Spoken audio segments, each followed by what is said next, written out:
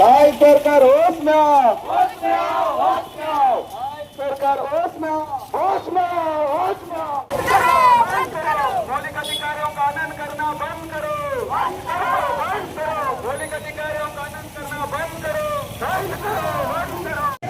84 संगठन संयुक्त रूप से ये अभी जो 12/6/2026 को आर्टिकल 28(1) के खिलाफ एक आज भारत मुक्ति मोर्चा के बैनर तले हजारों आदिवासी जो है वो प्रदर्शन कर रहे हैं, जो कि बखरूपारा से रैली निकालकर कलेक्ट्रेट जो है जा रहे थे।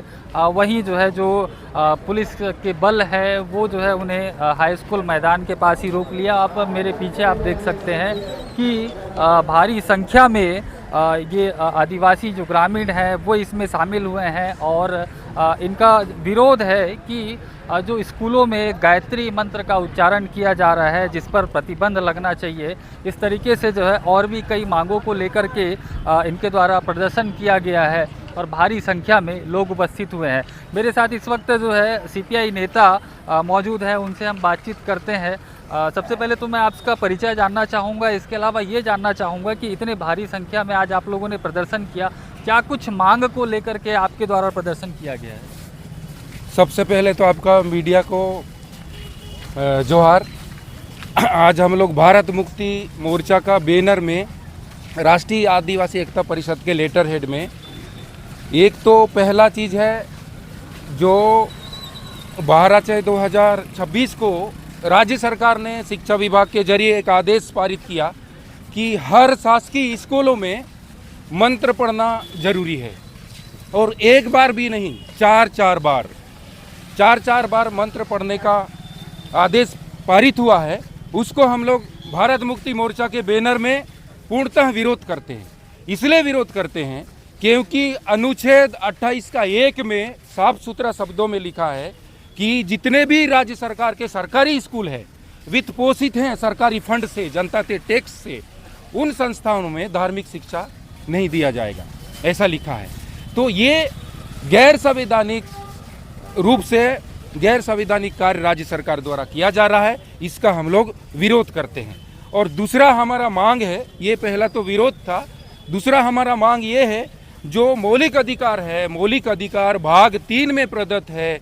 3 में आपको अनुच्छेद 12 से लेकर 52 तक बकायदा लिखा है और बकायदा लिखने के बाद संविधान 22 भागों में है, 22 भाग में 20 भाग में संशोधन को बोलता है। और आज संशोधन भारत का संविधान 106 बार हुआ है, तो उसमें अनुच्छेद 13 का 2 में लिखा है राज्य सरकार ऐसा कोई कानून नहीं बना सकता जो इस भाग में प्रदत्त मूल अधिकार को छीनती है। इसके बावजूद पूरे छत्तीसगढ़ में मौलिक अधिकार हमारा आर्टिकल 14, 15, 16, 17, 18, 19, 20, 21, इवन 25, इवन 32 का हनन हो रहा है। वो कैसे हनन हो रहा है? जो आदिवासी क्षेत्र के जो विश्वासी परिवार हैं जो ईसाई धर्म पर आस्था रखते हैं, पहली बात तो आदिवासी किसी धर्म में नहीं है, किसी धर्म में होने के बावजूद बहुत सारे मीडिया के लोग भी धर्मांतरित आगे उनका धर्म ही नहीं है तो किस धर्म में अंतरित होगा।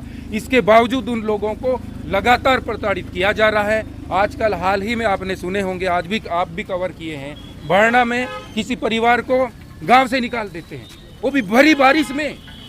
तो मतलब यहाँ कानून व्यवस्था है ही नहीं, भरी बारिश में गांव से निकाल देते हैं, पलंग को निकाल देते हैं, लोगों को मारते हैं, पीटते हैं। मैं तो बोलना चाहता हूं चैनल के माध्यम से, ये पूरा देश आपका है, सांसद आपके हैं, विधायक आपके हैं, शासन आपका है, तो आप लिखित तौर में कीजिए।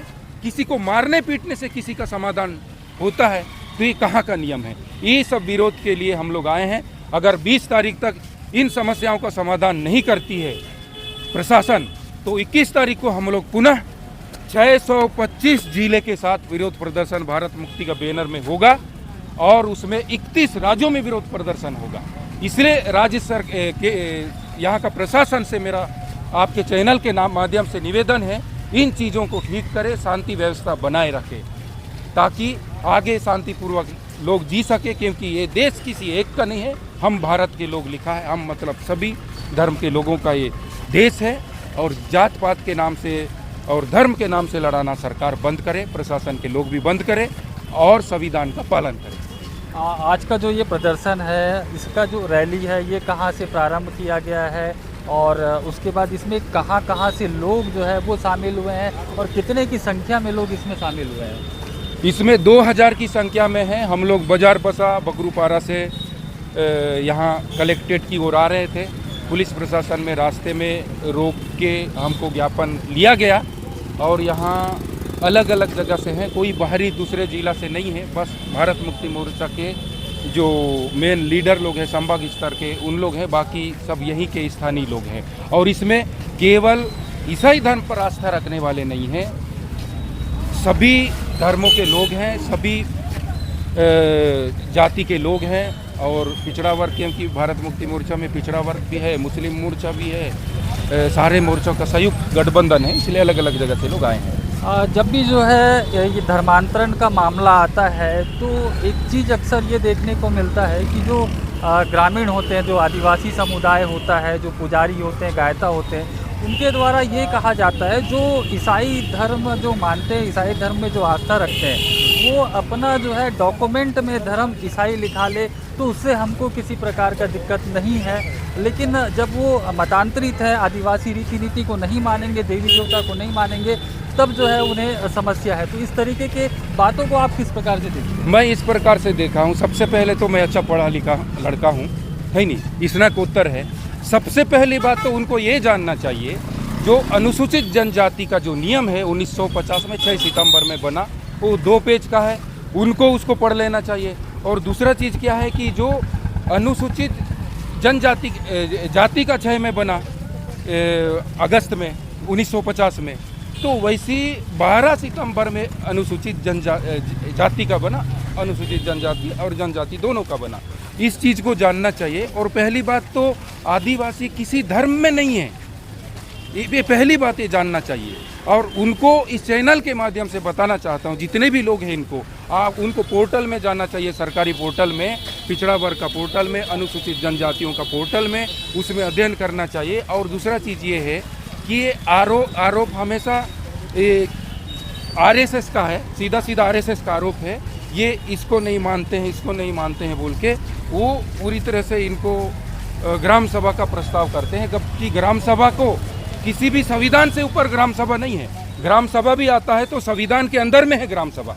5वीं अनुसूची भी जो है वो संविधान के अंदर में है, मौलिक अधिकार भी इसके अंदर में है।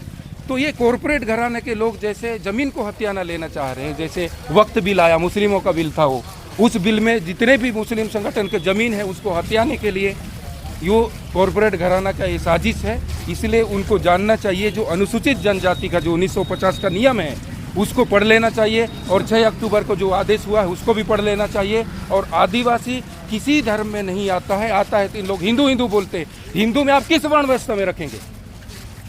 इसमें 4 वर्ण व्यवस्था है, चारों से बाहर है।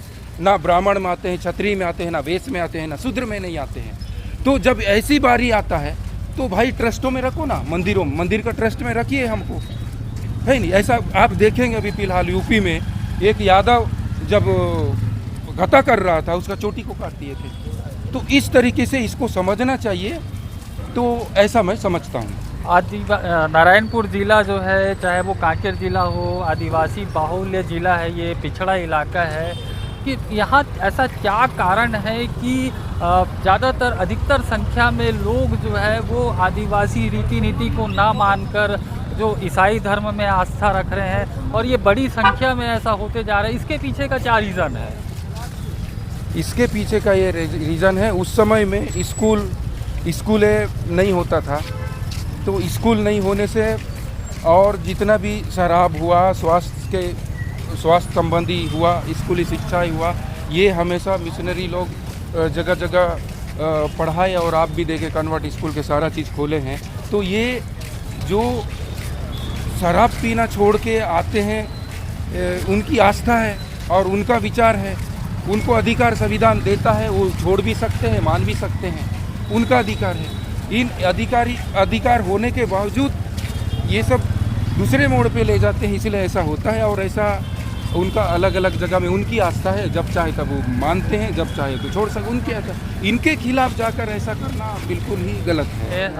और भी कुछ लीडर हैं, उनसे बातचीत करते हैं, अपना परिचय बताएंगे और बताएंगे क्या कुछ मांग को लेकर के आज आप लोगों ने इतनी बड़ी संख्या में प्रदर्शन किया। नाम रामकर सोनटके, नारायणपुर, जिला प्रभारी भारत मुक्ति मोर्चा। इसमें हमारी दो मुख्य मांगे है। पहला था मौलिक अधिकारों का जो हनन हो रहा है उसके ऊपर संविधान के अनुच्छेद में जो हम मौलिक अधिकार मिला है उसका पूरी ताकत के साथ लोगों को बांट के मौलिक अधिकारों को पूरी तरह से हनन किया जा रहा है। दूसरा इस तरीके से जो है मौलिक अधिकारों का हनन किया गया है। यहाँ पे आप देखेंगे भारत का कोई भी व्यक्ति है उसको हर प्रकार का अधिकार है, स्वतंत्रता है, समानता है और बंधुत्व की भावना के ऊपर चलता है। कोई भी व्यक्ति है, जैसे गांव के कोई व्यक्ति है, जो हम अगर नारायणपुर की अगर बात करें तो यहाँ पे क्या हो रहा है, पहली चीज़ तो आदिवासी को धर्मांतरित करके गांव वाले ही उसको दोषारोपित कर रहे हैं। और ये गांव वाले नहीं होते, ये बीजेपी और आरएसएस के पाले हुए जनजाति सुरक्षा मंच के सदस्य होते हैं, जो बीजेपी के कार्यकर्ता होते हैं, जो गांव में जाके माहौल ख़राब कर रहे हैं और गांव की शांति को भंग करने का काम कर रहे हैं। इसमें उन्हीं के माध्यम से बोला जाता है कि ये जो पर्टिकुलर ये व्यक्ति है ये धर्मांतरित व्यक्ति है, जबकि यहाँ पे धर्मांतरित है ही नहीं। आदिवासी का कोई धर्म नहीं है और आदिवासी अभी तक कोई धर्म को खुद का धर्म नहीं है तो दूसरे धर्म को अंगीकार कहाँ किया है। हाँ, मसीह विचारधारा को मानते हैं और मसीह में आस्था रखते हैं। ऐसे परिवारों को टारगेट करके उनको वहाँ पे रहने दुभर कर दिए हैं। पानी जो उनका मुख्य जल, उनकी जो दिनचर्या का जो मुख्य हिस्सा है, पानी से वंचित कर रहे हैं, घर में रहने से मना कर रहे हैं, भोजन व्यवस्था में उनको लेन देन होने से वंचित कर रहे हैं। तो कहने का मतलब है एक व्यक्ति को जब किसी तरह का स्वतंत्रता नहीं होगा तो ये मौलिक अधिकारों का हनन नहीं हुआ। दूसरी चीज़, जब पीड़ित थाने पे जाता है तो थाने पे जाके शिकायत भी करता है तो शिकायत उनके द्वारा लिया नहीं जाता। उसी के में क्या होता है, सामने वाले प्रताड़ित व्यक्ति को बुलाया जाता है। एक पीड़ित होता है जो एफआईआर करता है, एफआईआर नहीं होता। प्रताड़ित व्यक्ति जब जाता है, प्रताड़ित करने वाला व्यक्ति जब जाता है तो उसको स्पेशल प्रोविज़न, स्पेशल संरक्षण दिया जाता है। उन्हीं के फेवर में टीआई बात करता है। तो टीआई अगर मान के चलो कोई एक लोक सेवक व्यक्ति कुर्सी में बैठ के जब न्याय नहीं करते और वहाँ पे देखा जाता है कि जिधर संख्या बल ज़्यादा होती है उसी के साथ में वो बात करते हैं, ऐसा सुनने को हमको मिला है। दूसरी चीज़, जब व्यक्ति किसी विचारधारा को मानता है और विचारधारा को अगर मानता है, उसका एजुकेशन स्थिति अच्छी होती है, उसका रहन सहन खान पान अच्छा होता है, और नशा के लिए सरकार बहुत बड़ा फंड खर्चा करती है। वो नशा भी आप जहाँ पे भी मसीह विचारधारा को लोग विचारधारा पे चले हैं वहाँ पे देखेंगे तो नशा मुक्ति पूरी तरह से बंद है। एक भी व्यक्ति ऐसा नहीं मिलेगा जो नशा पान करे। दूसरी चीज़, जब व्यक्ति न्याय के लिए जाता है थाने में तो थाने में भी उसको जो पीड़ित है उसी के ऊपर ही केस बन रहा है। और देखा जा रहा है, अभी जैसे हम बरंडा की बात करें, बरंडा में 26 परिवार ऐसे हैं जिनमें ग्राम सभा, ऐसा उनको लड़ाने के लिए बोला जा रहा है कि ग्राम सभा में प्रस्ताव बना के 26 परिवारों को गांव से बाहर कर दिया जाएगा अगर यदि वो अपने मूल संस्कृति में ना आए। तो मूल संस्कृति कहने का मतलब है, संस्कृति क्या है? आज जल जंगल ज़मीन उजड़ रहे हैं। जब कोई आदिवासी व्यक्ति अपने लिए अपने ज़मीन का पट्टा के लिए, वन अधिकार पट्टा के लिए भी आता है तो उसको ये बोल दिया जाता है कि वन अधिकार पट्टा आपको नहीं मिल सकता। क्यों? क्योंकि ये अनसर्वेड एरिया है।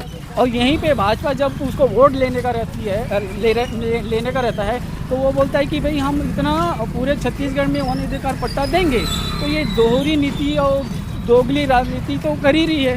हम देख रहे हैं जब से बीजेपी की सरकार है, बीजेपी की सरकार सिर्फ ब्राह्मणवादी विचारधारा को थोपने का काम करती है या ब्राह्मणी विचारधारा को कहीं ना कहीं आगे करने का, प्रमोट करने का कार्य करती है। अभी हम जब देखें हैं, जब भारत देश सारे लोगों का, हिंदू मुस्लिम सिख ईसाई बौद्ध जैन पारसी सभी लोगों का है, जब भारत देश हमारा एक देश है और इसमें सभी धर्म के लोग निवास करते हैं और सभी लोगों का अपने अपने धर्म में आस्था है, तो पर्टिकुलर अगर देखा जाएगा तो विज्ञापन जितने होते हैं, क्योंकि ये जो विज्ञापन करती है भारत सरकार, गणेश चतुर्थी में देखा जाता है तो हर शहरों में बड़े बड़े होर्डिंग लगाए जा रहे हैं गणेश भगवान के। दुर्गा नवमी आता है तो दुर्गा भगवान का फ़ोटो लगाया जा रहा है। अब बाकी जितने भी धर्म के लोग हैं, जैसे हम सिख धर्म की बात करें तो गुरु नानक जी का जन्मदिन होता है, गुरु पर्व होता है, तो उस दिन क्यों होर्डिंग नहीं लगाया जाता। दूसरी चीज़ देखा जाए, अब मुस्लिम धर्म का जब संस्थापक का जब जन्मदिन होता है तो उनका प्रचार नहीं किया जाता।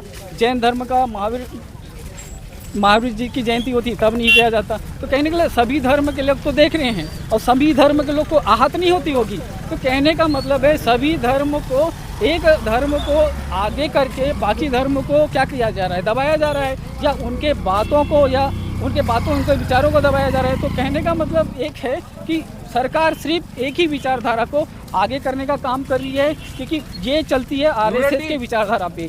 आरएसएस चित पावन ब्राह्मणों का एक संगठन है और चित पावन ब्राह्मण क्या बोलता है, वो तो ब्राह्मण को भी बोलता है कि ये श्रेष्ठ ब्राह्मण है, ये कुलीन ब्राह्मण है, ये नीच ब्राह्मण है। ऐसे इसके धर्म गुरुओं तो आए दिन कहते रहते हैं। दूसरी चीज़ देखा जाता है, जैसे आरएसएस के पोषक कौन है, हमारे प्रधानमंत्री हैं। प्रधानमंत्री क्या बोलते हैं, इजराइल में जाके फादरलैंड है, तो भाई प्रधानमंत्री का वो बाप होगा, लेकिन पूरे भारतीय पूरे धर्म के लोगों का तो इजराइल बाप नहीं हो सकता है ना। तो कहने का मतलब है बिल्कुल जो है, जो गणेश की प्रतिमा लगाई जाती है, भगवान गणेश का ये पोस्टर जो लगाया जाता है, माता दुर्गा का जो पोस्टर लगाया जाता है, तो इससे ब्राह्मण समाज का क्या कनेक्शन है? ब्राह्मण समाज का इसलिए कनेक्शन है कि सारे ब्राह्मण धर्म क्या है, ब्राह्मण धर्म में अगर हम देखेंगे वेद पुराण में जो जितने ग्रंथ हैं उसमें किसका जिक्र मिलेगा, गणेश का तो मिलेगा, दुर्गा का तो मिलेगा और बहुत सारे भगवानों का मिलेगा। तो ब्राह्मण धर्म को आगे प्रमोट कौन कर रहा है, प्रचार कौन कर रहा है? तो सीधी सी बात है, ब्राह्मण धर्म को जो पालन करता है, जो मानता है, वो प्रचार करेगा।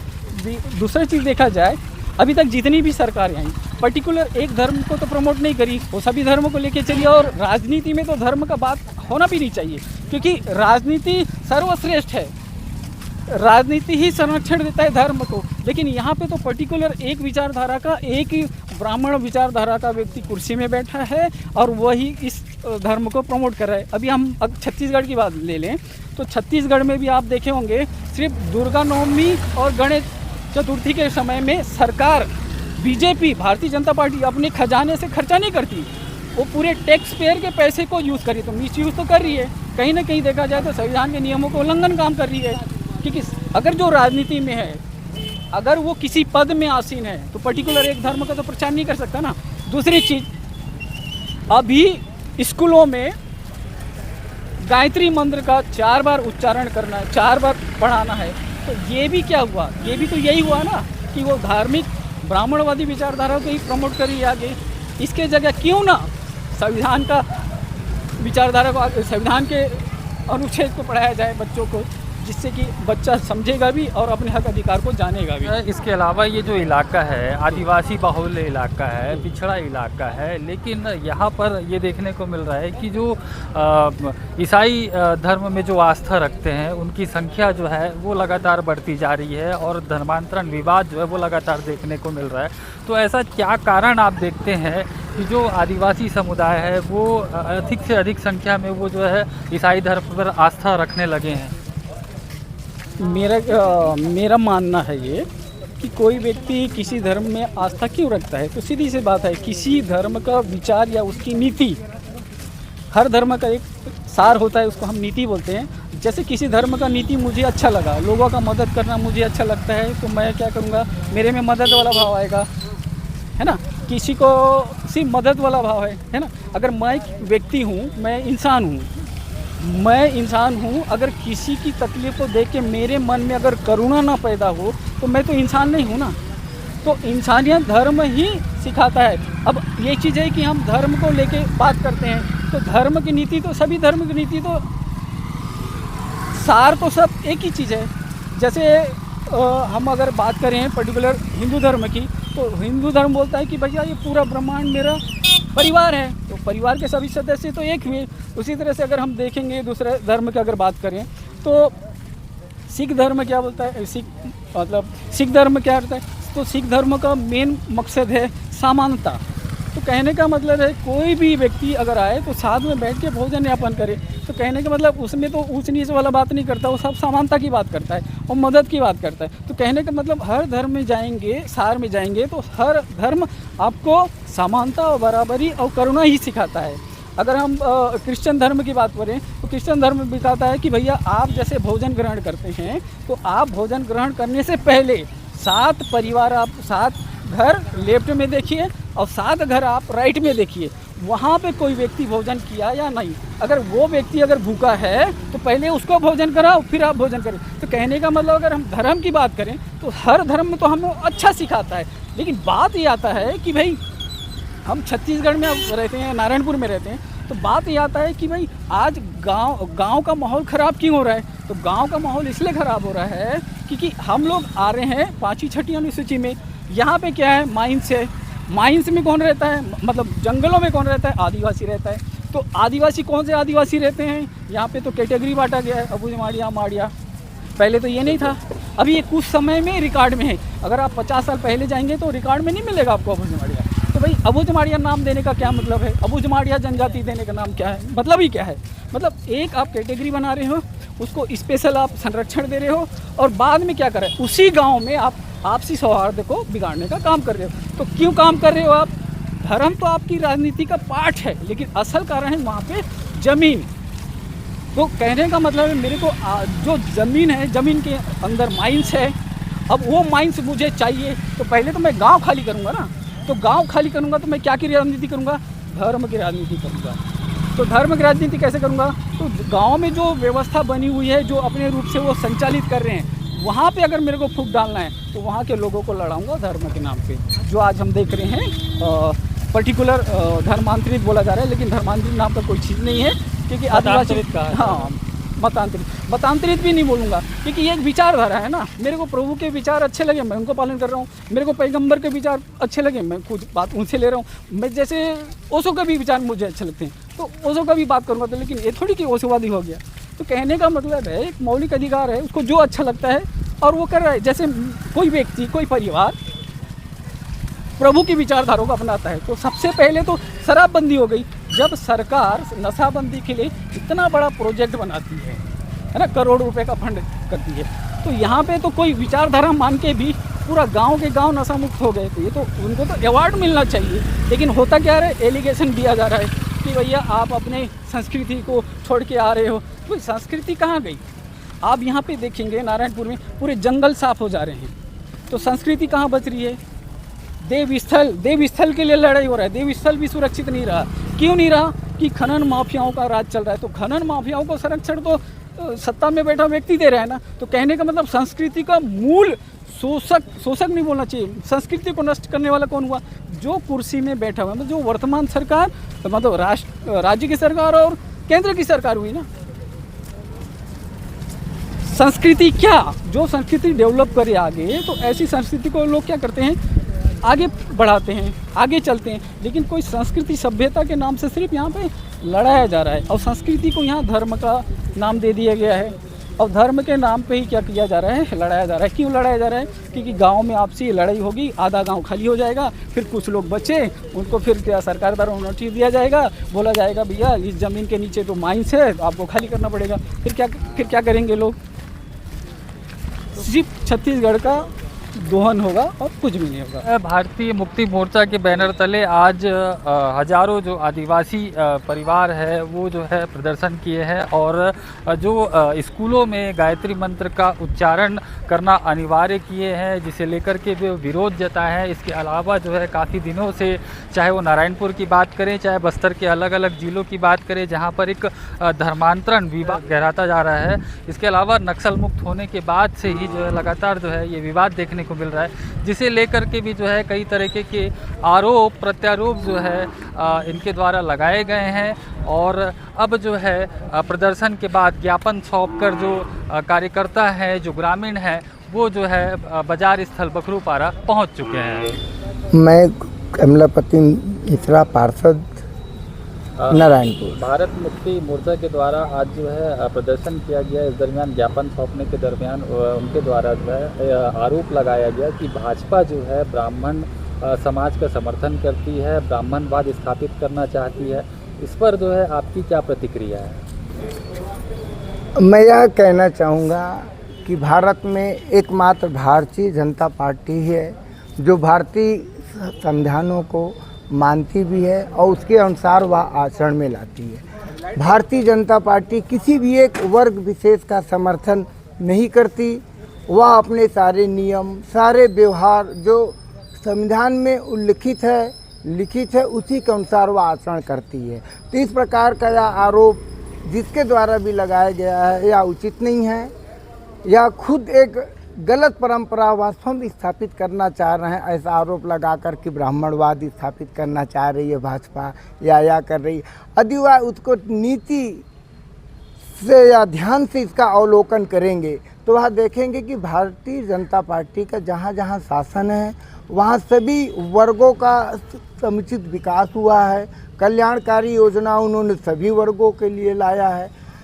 कहीं भी ऐसा देखने में नहीं आया कि उन्होंने सिर्फ एक वर्ग विशेष को ही आगे किया है, क्योंकि भारतीय जनता पार्टी अच्छी तरह से जानती है कि भारत एक लोकतांत्रिक देश है और यहाँ जो संविधान स्थापित है, यदि देश को, एक राष्ट्र को मजबूत बनाना है तो निस्संदेह हमें संविधान के अनुसार ही जीना पड़ेगा, चलना पड़ेगा और यहाँ के राष्ट्र के नागरिकों को भी इनके अनुसार चलना पड़ेगा। इसलिए भारतीय जनता पार्टी संविधान के अनुसार ही व्यवहार करती है। किसी भी वर्ग विशेष को बढ़ाने या घटाने जैसा व्यवहार या पार्टी कभी भी नहीं करेगी और ना करती है। अवैध धर्मांतरण को लेकर के सरकार किस तरीके से कार्य कर रही है और ये जो जिस तरीके से बातें आ रही तो क्या इसमें कहीं अवैध धर्मांतरण से जुड़ा मामला है? देखिए, अवैध धर्मांतरण तो आप अभी से नहीं, जब भारत पहले भी 200 वर्ष पहले भी जब यहाँ आए, कुछ लोगों ने यहाँ के लोगों को लालच के बस पर, कुछ भय के वातावरण में अपना मत को परिवर्तित किया। धर्मांतरण की वजह से मैं इसे कहूँगा मतांतर। जैसा हमारा भारतीय संविधान में भी उल्लेख है कि हमारा भारत का संविधान धर्मनिरपेक्ष नहीं अपितु पंथ निरपेक्ष है।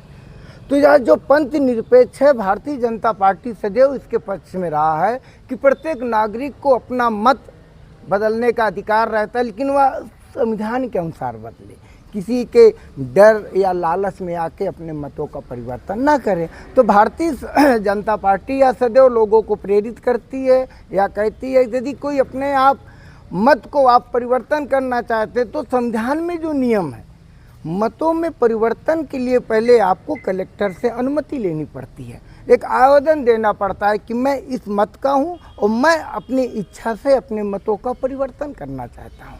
तब कलेक्टर महोदय उचित टीम बनाकर उसकी जांच करते हैं कि यह जो अपने मत का परिवर्तन कर रहा है, इसका जो आवेदन है उचित है कि नहीं है। उस जांच पर वह कलेक्टर महोदय फिर उनको अनुमति देते हैं।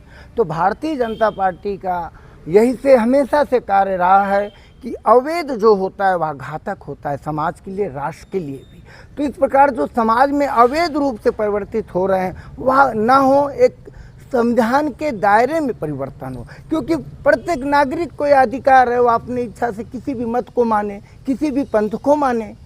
तो जो भी वह एक मत का है, एक पंथ में जिनमें जन्म लिया है, यदि वह उसको परिवर्तित करना चाह रहा है तो वह संविधान के दायरे में कलेक्टर महोदय जी से अनुमति लेकर उसका परिवर्तन करे। बस यही चाहता है, क्योंकि संविधान के पालन करने से ही राष्ट्र मजबूत होगा और समाज भी मजबूत रहे। जी हाँ, आजकल नहीं, मैं तो इसे काफ़ी किताबों का अध्ययन करने से पता चला कि ब्राह्मण विरोधी जो व्यक्ति भी समाज में कुछ करना चाहता है, यदि वह करने में असफल होता है तो वह अपना लक्ष्य ब्राह्मण को ही बनाता है। यह अज्ञानता है समाज की और ब्राह्मण पर विरोध करने वालों की। मैं आदरणीय उन सज्जनों को बताना चाहूँगा जो ब्राह्मण का विरोध करते हैं कि उन्होंने ब्राह्मण को सिर्फ जन्मवाद माना है। यदि वह भारतीय ग्रंथों का अध्ययन करेंगे तो ब्रह्म जानाति इति ब्राह्मणः, जो ब्रह्म को जाने वो ब्राह्मण कहते हैं। और ब्राह्मण सदैव परमार्थ का कार्य करता है, परमार्थ के कार्य करते ही वह जीवन यापन करता है, वही ब्राह्मण है। ब्राह्मण जीवन में कभी किसी का अहित नहीं किया है। तो मैं आदरणीय सज्जनों को बतलाना चाहता हूं कि जो आप ब्राह्मण विरोधी बातों को रखते हैं अपने संगठनों में या इस प्रकार मीडिया के सामने, कृपया वो ब्राह्मण का अध्ययन कर लें अच्छी तरह से। अध्ययन कर पर किसी भी वर्ग विशेष पर टिप्पणी करना ज़्यादा अच्छा होता है। जन्म प्रधान आलोचना करना एक अलग बात है, और एक वर्ग विशेष को आप आधार बनाए कैसी निंदा करें या कभी भी तो स्वीकार करने योग्य नहीं है। और ऐसी निंदा विवेकपूर्ण निंदा नहीं कहलाती, अविवेकपूर्ण कहलाती है। कि कोई भी देखिए ब्राह्मण से जो समाज के हित के लिए काम कर रहा है तो कैसे किसी का विरोधी हो सकता है। समाज के हित के लिए, परमार्थ के लिए सदैव ब्राह्मण चिंतन करता है, मनन करता है, लोगों को प्रेरित करता है कि सामाजिक मूल्य और राष्ट्र मूल्य में कंपैरिजन करते हुए इसे राष्ट्र की ओर अग्रसित करता है, प्रेषित करता है। तो कैसे वह किसी का अहित की कल्पना कर सकता है। यदि कोई अहित की कल्पना कर रहा है तो उसका व्यक्तिगत स्वार्थ है ना, उसमें पूरे ब्राह्मण या ब्राह्मण समुदाय सम्मिलित नहीं है। जो व्यक्ति ऐसा करता है आप उस व्यक्ति विशेष को बोल सकते हैं, ना कि पूरे समुदाय को। तो इस प्रकार से किसी भी समुदाय पर इस प्रकार का टिप्पणी करना कि हम ब्राह्मण वर्ग पूरे हैं, यह अनुचित है, अन्यायपूर्ण भी है। तो इसे व्यक्ति को सब मनन चिंतन करते हुए इससे बचने का प्रयास करना चाहिए। बहुत बहुत धन्यवाद।